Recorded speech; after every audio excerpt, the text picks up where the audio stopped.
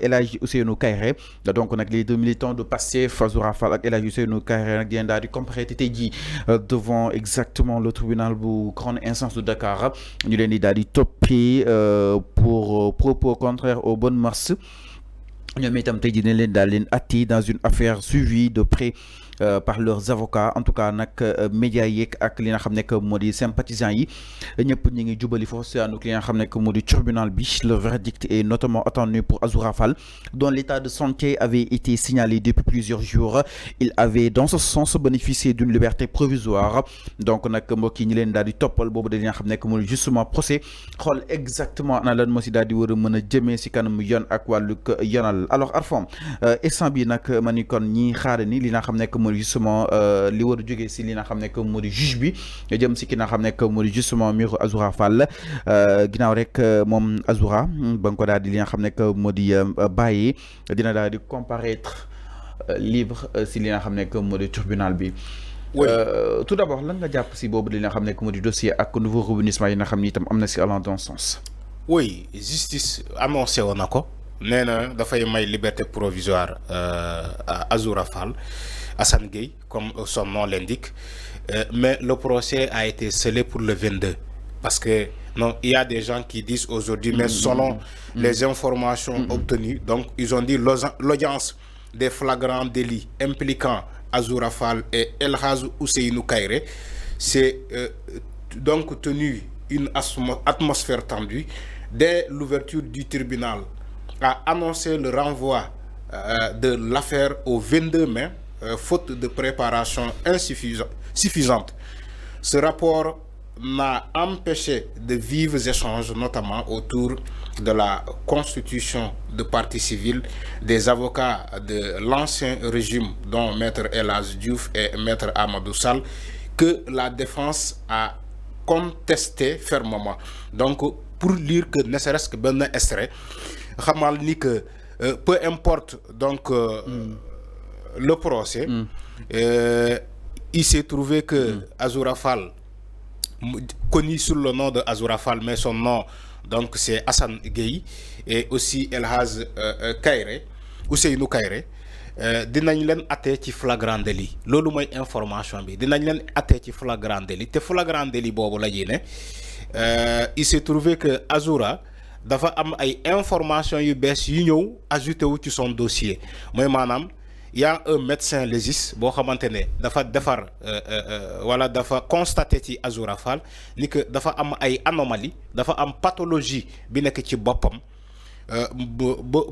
ba tax mu am ay troubles mentaux. Donc c'est des séquelles ou bien des conséquences donc de son emprisonnement ci le régime, l'ancien régime de Macky Sall. Donc loolu këyit moo ko wax de këyit boobu dañ ko présenter juge bi. Est-ce que les gens se posent la question, est-ce que këyit boobu du impacter ci le procès de procès de Azoura Fall? xaar ñu leeral un peu procès bi mi ngi woy concrètement lii mooy annonce semaine passée bañ teree Amadou Sall ak kii maître Amadou Sall ak ki nga xam ne que moo di El Hadji Diouf accédé si li nga xam ne que moo di si biir salle, mais procès bi mi ngi woy kenn aju ko. Peu importe, il y a pas d'importance. Donc li may wax peu importe dama ne. Ils ont été inculpés. Donc qui ñu placé ko sous mandat de dépôt mooy El Hadji Ousseynou Kairé. Keneen ki Azoura Fall, il a été placé sous mandat de dépôt mais finalement il a été libéré sous liberté provisoire. te ñu scellé seen procès. Liberté provisoire boobu noonu enfin moo jur coow concrètement. non warul jur coow. Parce que juge mooy décerner liberté provisoire à qui ils veulent. Donc ultime conviction du juge là. Juge mooy apprécier chaque dossier, juge mooy apprécier ba xam ndax mën na accorder une liberté provisoire ou pas. Donc warul jur coow parce que tout simplement il faut respecter les décisions de justice. Maintenant si vous voulez faire de la manipulation ou bien des batailles médiatiques, en tant que politicien, il faut aller dans la chaîne politique et apporter vos soutiens à donc comment dirais-je Mame Mbaye Niang ou Macky Sall, ou bien dénoncer donc cette liberté provisoire de Azoura Fall. Mais ci wàllum yoon, seules les décisions de juge qui comptent. C'est pas des décisions d'avocat ou bien d'un parti politique ou bien tout ça. Donc, lolu c'est à retenir. Alors, il faut que les Sénégalais sachent que la décision qui a été donnée à Azoura Fall est basée sur un document à caractère juridique. Parlons de ce document, à caractère juridique, un médecin légiste inscrit sur le barreau. Donc, je dis le barreau, l'ordre national des médecins. Parlons justement de ce document. Enfin, les avocats de Macky Sall ont pu discuter exactement ce dossier. Nous mettons la Diouf avec qui n'a jamais commandé nous mettre Amadou Sall, c'est-à-dire la partie civile, parce que dans le Japon, enfin, ce document aurait établi qui a defar Japon que ni ben militant passif le ou gëmuñu li nga xamné que modi fiabilité bi en souci de transparence enfin est-ce que ñu ko jox ben médecin bo xamné tam amana ni affilié wul ci ben parti politique. Oui, lolu moy par parlo bi lolu la donne ouais par parlo. Quand tu dis que le médecin Pastef la bok, est-ce que tu peux le prouver? Oui, il faut le prouver. Ils ont utilisé le conditionnel. Non, c'est pas le conditionnel. Le conditionnel importe peu. C'est des gens comme vous qui utilisent le conditionnel, qui veulent s'échapper à leur propre turpitude. C'est ça la réalité. On n'utilise pas le conditionnel. Il faut dire les choses telles qu'elles sont. Il faut être responsable. On voit des gens qui sont dans la scène politique, ils ne sont même pas responsables. Ils disent oui, j'ai utilisé le conditionnel. Même dans les chaînes, dans les débats médiatiques.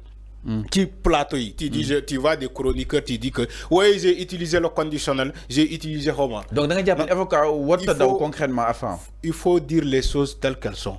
Si tu dis le médecin là, le document le certificat médical de Azoura Fall, il appartient à la formation politique de Pastef, il faut le prouver.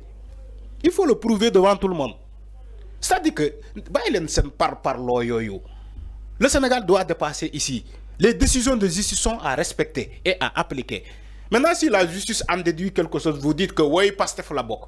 Depuis la décision de Sabassi Faye à Ziguinchor, c'est toujours Benno Bokoyakar. Ils sont dans ces allégations. Oui, le juge Sabassi Faye qui se trouve à Ziguinchor, il appartient à Pastef. C'est des avocats, pas de Benno Bokoyakar. Pastef n'est pas accédé au pouvoir. Pourquoi Sabassi Faye n'est pas à Dakar? Pastef n'est pas au pouvoir. Pourquoi Sabassi Faye n'est pas à Dakar? Vous faites qu'il est un membre de Pastef. Comme mais il devait être... Non, Fallo. Les avantages, c'est à Dakar. Demande tous les corps professionnels. Même les enseignants, les médecins, les avocats, les magistrats. Tout le monde veut être à Dakar. Maintenant, comment... un magistrat, Sabassi Faye, un verdict de juge, de justice. À Ziguinchor, ngeen Pastef la bok. Pastef accéder au pouvoir. Andi wuñu ko ci le tribunal hors classe de Dakar. Ñu yóbbu ko foofu xawma Fatick. Vous croyez que ça c'est des allégations fondées? Aujourd'hui, un médecin atteste que Azoura Fall, il souffre de traumatisme crânien ou bien de troubles psychiques. Vous dites que non, médecin bobo Pastef la bok. Argument tellement simple et facile. Il faut le prouver. Il ne s'agit pas de manipuler l'opinion. Man lolay woyé par parlo ak manipulation de l'opinion. Quand il dit que Wadi Pastef la bok, c'est un argument tellement facile.